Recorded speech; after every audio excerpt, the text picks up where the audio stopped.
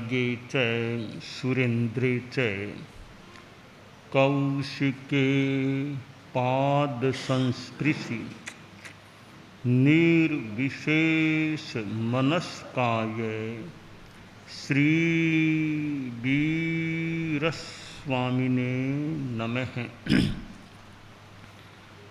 आरहत वाङ्मय में कहा गया है, भोगामिष दोष विसन्ने हीय निश्चेयस बुद्धि वोच्चत्थे बालेय मंदिए मूढ़े बज्झई मच्छियाव खेलम। दो शब्द हैं, एक है भोग, दूसरा शब्द है योग। योग, भोग और योग में दोनों में विपरीतता भी है। भोग जहाँ आदमी को बंधन की ओर ले जाने वाला या बांधने वाला होता है, वहीं योग आदमी को मुक्ति की दिशा में ले जाने वाला, मुक्त कराने वाला होता है। भोग को अधर्म कहा गया है और त्याग को धर्म कहा गया है। योग भी धर्म है। आचार्य हेमचंद्र जो कलिकाल सर्वज्ञ के रूप में प्रतिष्ठित हैं, उनके अभिधान चिंतामणि ग्रंथ में कहा गया है, मोक्षोपायो योगो ज्ञान श्रद्धान चरणात्मक है। मोक्ष का उपाय योग है, वह ज्ञान रूप, श्रद्धान रूप और चारित्र रूप है। तो ज्ञान दर्शन चारित्र की साधना योग होती है। मोक्ष का जो उपाय है वह योग है। मुख्येन जोयणा ओ जो ओ सवो धम्म वावारो। मोक्ष से आत्मा को जोड़ने वाला सारा धर्म व्यापार, धर्म की प्रवृत्ति योग होती है। आदमी भोग की आसक्ति में है तो वह बंध जाता है, चिपक जाता है। जैसे मक्खी है, कोई श्लेष्म में गिर गई है, श्लेष्म से चिपक जाती है। इसी तरह आदमी जो भोगासक्त है वह कर्मों से चिपट जाता है, बंध जाता है। और पहले आदमी भोग भोगता है, फिर मानो भोग आदमी को भोगने लग जाते हैं। एक संस्कृत का श्लोक है, भोगान भुक्ता वयमेव भुक्ताः तपो न तप्तं वयमेव तप्ताः कालो न यातो वयमेव याताः तृष्णा न जीर्णा वयमेव जीर्णाः। यानी भोगों को हमने नहीं भोगा, भोगों ने हमको भोग लिया। पहले मान लो आदमी शराब पीना शुरू करता है, आदमी शराब पीता है, एक समय आता है मानो कि शराब आदमी को पीने लग जाती है। पहले आदमी बीड़ी सिगरेट पीता है तो ऐसी वो लत लग जाती है मानो बीड़ी सिगरेट आदमी को पीने लग जाती है।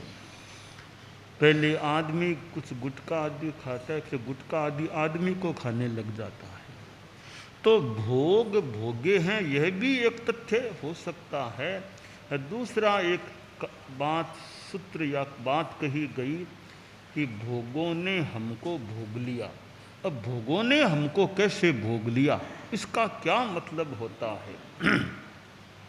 क्या मतलब? देखिए कि हम सामान्य भोजन की भी बात करें, आदमी खाना खाता है, अब वो मन के अनुकूल स्वादिष्ट चीज़ें ज़्यादा खाता है, यानी उनका भोग उपभोग करता है पदार्थों का। तो पहले तो आदमी खाता है, फिर वो चीज़ खाई वो शरीर में गड़बड़ करती है, तो मानो वो चीज़ें आदमी को खा रही है, गड़बड़ पैदा कर रही है। तो आदमी खाता है जिसको, फिर वो आदमी को खाने लग जाती है। एक आदमी किसी दिव्य शक्ति जैसे भूत और उनको साधता है, बस में करता है। आसाधना किसी की न हो, पहले आदमी उनको बस में करता है, फिर कहीं वो आदमी को बस में करने लग जाए तो कैसे? अब तथ्य पूरा हो न हो, एक आदमी ने एक भूत को साध लिया, बस में कर लिया, यानी जो वो आदमी कहे वो काम भूत को करना। एक तरह से आसाधना ने वो नौकर सा वो भूत आदमी का बन गया। अब बस में किया हुआ था, तो जब भी याद करता वो भूत आ जाता कि बोलो क्या काम है, बताओ काम कर दूं, तो काम करता। अब वो उसको इतना साध लिया, एक बार फिर उसको याद किया, हाँ साहब बताओ काम बताओ, तो लो पानी ला दो, लो साहब पानी, वो बोलो यह चीज़ ला दी, और काम बोलो, और काम बोलो, और तो काम नहीं, काम बताओ वरना मैं और कुछ कर दूंगा, मुझे कोई काम बताओ, मैं फिर भूत हूँ, काम बताओ कोई मुझे, वरना मैं आपको ख़त्म कर दूंगा कहीं, मुझे तो काम बताओ, मैं बिना काम नहीं। तो आदमी ने सोचा, अरे मैंने यह आसाधना नहीं हो, यह क्या किया, इसको क्यों साधा, अब बिना काम बताइए वो कुछ कर देगा तो।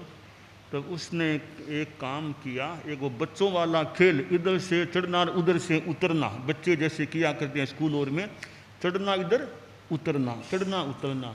भूत से का और कोई काम नहीं बताऊं ना, तो एक ही काम है, इधर से चढ़ना और उधर से उतरना, फिर चढ़ना और उतरना, यह काम तुम करते रहो बस, और कोई काम नहीं बताऊं तो, वरना तुम और कहीं मेरा नुकसान कर दोगे।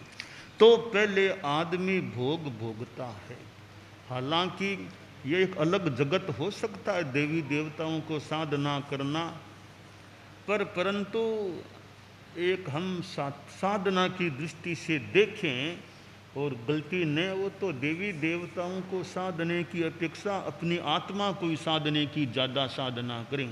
क्या मैं देवी देवताओं की साधना करता हूँ, मंत्र से और से देवी देवताओं को साधूंगा, ठीक है, उसकी कोई उपयोगिता हो तो हो सकती है।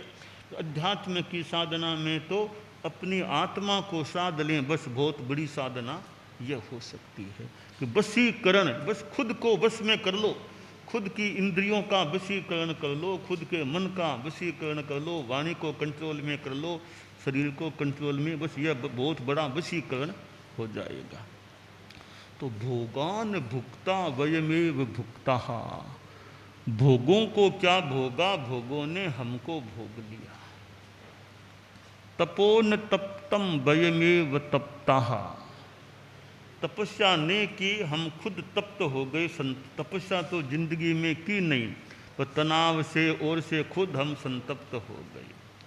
कालो न यातो वयमेव याता, का समय बीत गया, ठीक है यह भी बात है, समय बीत गया, पर समय बीता सो बीता या क्या बीता, हम खुद बीत गए, हम खुद बीत गए। कैसे बीत गए? एक दिन था, हम 8, 9, 10 वर्ष के थे, खेलते कूदते, स्कूल जाते, अपना काम करते, कितना तेज दौड़ते, एक वो समय था, 8, 10 वर्ष के बच्चे थे। अब 80 आ गए, अब बोलो अब दौड़ो उतना, बच्चों की तरह दौड़ो, अब मुश्किल है। तो वो काल तो बीता सो बीता, हम खुद बीत गए, वो हमारा बचपन बीत गया, जवानी बीत गई, तो वृद्धावस्था जिनको 80 आ गए हैं, 80 पार हैं, अब बूढ़ापा आ गया, तो काल क्या बीता, हम भी खुद बीत गए, पुराने हो गए हैं। बचपन में जो स्थिति थी अब वो नहीं रही, वृद्धावस्था में आ गए। तो कालो न यातो वयमेव यातः, तृष्णा न जीर्णा वयमेव जीर्णः, कि तृष्णा लालसा बूढ़ी नहीं हुई, हम बूढ़े हो गए। तृष्णा तो क्या, बूढ़े आदमी में भी तृष्णा लालसा तो हो सकती है। जरूरी नहीं है कि बुढ़ापा आने के बाद आदमी परिग्रह को बहुत छोड़ दे, तृष्णा मुक्त हो जाए। कई बार बुढ़ापे में भी वो तृष्णा लालसा, वो चिंता, वो स्थिति हो सकती है। अंगम गलितम पलितम मुंडम दसन विहीनम जातम तुंडम वृद्धो याति गृहीत्वा दंडम तदपिन मुंचत्याशा पिंडम भजदो। संस्कृत में कहा गया कि देखिए एक आदमी है, बूढ़ा हो गया, अंगम गलितम, शरीर मानो गल गया, जीर्ण शीर्ण सा हो गया है, झुर्रियाँ, पलितम मुंडम, चेहरे पर झुर्रियाँ पड़ना और बाल सफ़ेद हो गए हैं, दसन विहीनम जातम तुंडम, यह मुख है दंत विहीन हो गया, दांत भी नहीं रहे। और वृद्धो याति गृहीत्वा दंडम, अब लाठी के डंडा कुछ लेकर के चलना पड़ता है, बिना उसके चल नहीं पाता। तदपि न मुंचत्याशा पिंडम, इतना होने पर भी, इतना वार्धक्य आ जाने पर भी वो आशा का समूह है वो नहीं छोड़ती है। आशा अभी भी दिमाग में बनी की बनी है। वो सेठ कोई था, वृद्धावस्था में था, 85-90 के बीच की उम्र में था। तो वृद्धावस्था तो कभी एक बार थोड़ी बेहोशी सी आ गई, मूर्छा सी आ गई, तो भी परिवार के लोगों को सूचना मिली, बेटे इकट्ठा हो गए, तो बाजार में गए थे, सबको भी जल्दी आ जाओ, जल्दी पिताजी क्या हो गया। तो वो 4 बेटे थे, तो वो चारों बेटे आ गए, भी पिताजी के क्या हो गया, कोई हॉस्पिटल ले जाएं, क्या करें। थोड़ी देर में वो थोड़ी मूर्छा कम हो गई, थोड़ा सा होश आ गया, थोड़ा होश आ गया। तो सेठ ने वो बेटों का नाम लिया, सोनलाल, हाँ पिताजी आपके पास ही हूँ। मोहनलाल, हाँ मैं आपके पास ही बैठा हूँ। तो कहा श्रीचंद आपके पास ही हूँ। केशवचंद आपके पास ही हूँ। सेठ बोला मूर्ख हो, सारे यहाँ आ गए, दुकान कौन संभालता है, फिर दुकान संभालो कोई जा करके। तो ठीक इस बात के दोनों पक्ष हैं। एक तो यह पक्ष है कि सेठ का उस अवस्था में तो 85-90 की बीच की मूर्छा थोड़ी आई, तो भी दुकान और वो दिमाग में है। एक तो यह पक्ष है बात का। दूसरा पक्ष है इस अवस्था में भी परिवार के प्रति जागरूक है कि परिवार की स्थिति अच्छी रहे, परिवार के प्रति वो सांसारिक रूप में जागरूक है। और यह कहे कि भी ठीक है धर्म ध्यान करना, नैतिकता, अहिंसा, वो शिक्षा दे तो बहुत बढ़िया बात। हालांकि कहने का मतलब है कि तृष्णा न जीर्णा, वो तृष्णा वृद्धावस्था में भी कई बार रह जाती है। तो शास्त्र में जो कहा गया भोगा मिश दोष विसन्ने, कि ये आसक्तिजनक भोग हैं, उनमें जो डूबा हुआ है, ही ये निश्रेयस बुद्धि वोत्तथे, हित और निश्रेयस मोक्ष की बुद्धि से विपरीत है, वो भावना नहीं है। बाले ये मंदी ए मूढ़े, बाल है मंद है मूढ़ है, वो बज्झई बंध जाता है। कैसे? मच्छी आव खेलम्मी, जैसे मक्खी का श्लेष्म में बंध जाती है, चिपक जाती है, इसी प्रकार उसकी आत्मा कर्मों से चिपक जाती है। तो भोग और योग, हमें पदार्थों का उपभोग मान लो करना होता है, तो उसमें भी हमारे यानी आप लोग जो गृहस्थ हैं, अनासक्ति कितनी है और संयम कितना है। आपको कितने कपड़े चाहिए, एक साल में मान लो कितनी ड्रेस, थोड़े से काम हो सकता है, तो ज़्यादा संग्रह क्यों करें कि वो बढ़िया आ गई वो भी खरीदो, फिर बढ़िया वो भी खरीदो। भी ठीक है संसार में चीज़ें बनती है, आपका काम थोड़े से चल रहा है, 5-7 ड्रेस आपके पास हैं, एक साल में कितने चाहिएगी? फिर बार बार बढ़िया बढ़िया देख करके वो विज्ञापन देख लिए, बढ़िया बढ़िया वो भी खरीदो वो भी खरीदो। तो इतना आकर्षण क्यों? तो सादगी से काम चल सकता है। अपने संयम रखो, थोड़े कपड़ों से काम छो। रहने के लिए आपके पास मकान है, फिर और बढ़िया मकान बनाओ, और आखिर क्या करोगे बढ़िया बढ़िया? आपको आराम से रह रहे हो, धर्म ध्यान करो, और भी काम करना हो तो ना नहीं, ज़्यादा बढ़िया आरम समारम और बनाओ। संतोष रखो, सादगी। अपना रहने के लिए कितने कमरे चाहिए आपको? खाने के लिए क्या खाओगे? रोटी साग फुल्का दाल चावल वो आपको मिल रहे हैं अच्छी तरह, मान लो रहने का मकान है तो, और फिर और संसाधन पर्याप्त है, तो बस धर्म ध्यान करें, अच्छा कोई सेवा करो, काम करो। मन में संतोष रखो, ज़्यादा बाह्य आकर्षण कि भी व्यक्तिगत जीवन में संयम चाहिए। आपके पास बहुत पैसा है, पैसा होने पर भी व्यक्तिगत जीवन में संयम चाहिए। आपके पास बहुत संपत्ति है, ठीक है, आप गृहस्थ हैं, पर्सनल लाइफ व्यक्तिगत जीवन में आपका संयम चाहिए, सादगी, सीमा, कंट्रोल। बस इतने कपड़े चाहिए, इतना खाना बस, और ज़्यादा कोई मुझे नहीं चाहिए। बस तो पैसे हाँ तो सारे पैसे मेरे लिए थोड़े हैं, सारा मुझे ही थोड़ी सारे खर्च करने हैं। अपना संयम रखना यह अच्छी बात है कि भोग का सीमाकरण, उपभोग परिभोग, यह 7वां व्रत है श्रावक का, उसमें उपभोग परिभोग की सीमा है। 5वां व्रत है इच्छा परिमाण, इच्छाओं की सीमा कि और चाहिए, वांट एंड नीड। आपको नीड कितनी और आपकी वांट कितनी? नीड की तो पूर्ति करना मान लो एक उचित बात संसार में हो सकती है, वांट की पूर्ति करना तो कठिन काम। बहुत वांट, आगे से आगे मोर एंड मोर वांट, ज़्यादा और ज़्यादा इच्छा, तो इच्छाओं की भी सीमा करें, उपभोग परिभोग की सीमा। तो 5वां व्रत है इच्छा परिमाण, 7वां व्रत है भोगोपभोग परिमाण। इन दोनों पर ध्यान दें तो गारहस्थ्य में भी आपके सादगी, संयम, काफ़ी संयम रह सकता है, हो सकता है। और भोजन मान लो आपको कितना चाहिए, जितना चाहिए मान लो कर लिया, अब 2-3 घंटे का त्याग कर दो। बस खाना खा लिया, लंच ले लिया, 3 घंटा का त्याग कर, अब पानी के सिवाय खाने का त्याग है, तो संयम हो गया आपके। अच्छा, यूँ छोटी छोटी बात में रात को आपने 10 बजे पहले खाना खा लिया, अब सूरज उगे तक त्याग है खाना खाने का। बस पानी दवाई की बात हो तो आगार, उसके सिवाय त्याग है। तो यूँ संयम और सादगी, तो जितना आदमी भोग का संयम करे, साधु का जीवन तो खैर त्यागमय होना ही चाहिए। साधु को तो सूर्यास्त से लेकर सूर्योदय तक पूरी रात में पानी भी नहीं पीने का नियम, भोजन तो छोड़ना ही छोड़ना, पानी भी नहीं पीना, और ऐसा भी नहीं पास में खाने पीने की चीज़ें पड़ी है वो भी नहीं।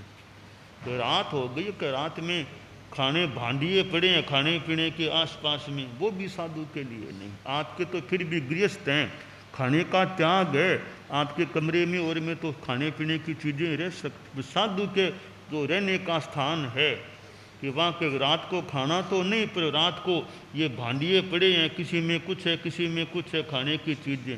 साधु के ऐसा नहीं होना चाहिए। आसपास साधु के पानी भी नहीं रखना चाहिए। रात के 9 बजे हैं कि पानी का पात्रा भरा पड़ा है, तभी रात को पानी का पात्रा भी नहीं रखना, यह हमारी विधि है। तो यह संयम है, भोग साधु का यह बड़ा संयम है। कितना बड़ा संयम है, मानो कि साल में 6 महीने का तो संयम हो गया। दिन के 2 भाग, दिन और रात, तो 12 महीने की सारी रातों का संयम है खान पान का। तो उस रूप में अगर हिस्सा करें तो आधा वर्ष का तो संयम हो गया। अब आधा वर्ष खाने का है, उसमें भी कोई नौकारसी कर ले, कोई कुछ कर ले, और संयम हो गया खाने का। कोई उपवास कर ले, कोई कुछ कर ले, तो वो जो 6 महीना करीब है उसमें भी और संयम हो जाता है। तो साधु को तो त्याग मूर्ति, तपो मूर्ति होना चाहिए, संयम मूर्ति, अहिंसा मूर्ति, दया मूर्ति, करुणा मूर्ति, समता मूर्ति होना चाहिए।